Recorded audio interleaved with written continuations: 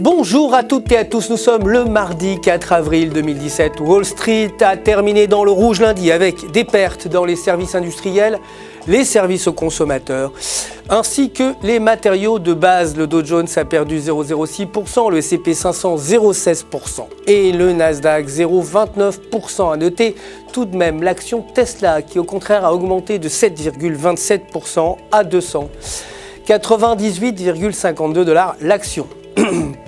Le dollar américain a quant à lui terminé en légère hausse contre les devises lundi avec les investisseurs fortement attentifs aux publications de données économiques plutôt mitigées. L'ISM manufacturier PMI ressorti inchangé à 57.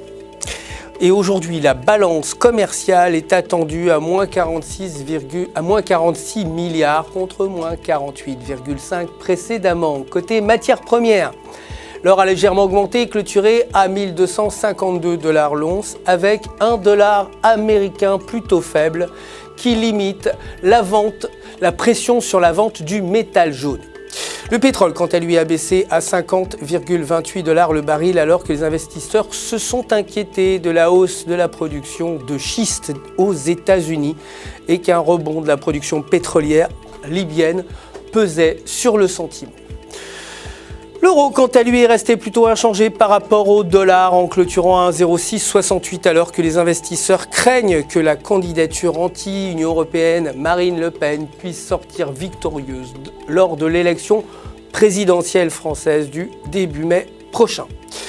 Techniquement, selon le graphique de 4 heures, la paire évolue au-dessus de la ligne de support à 1,0615 avec un ADX très positif au-dessus de 20.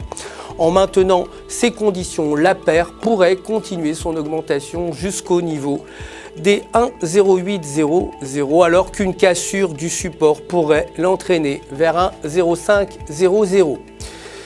Pour terminer, la livre a diminué légèrement face au dollar à 1,2482. Techniquement, selon le graphique de 4 heures, la paire évolue au-dessus d'une forte ligne de support à 1,2450 avec un momentum neutre.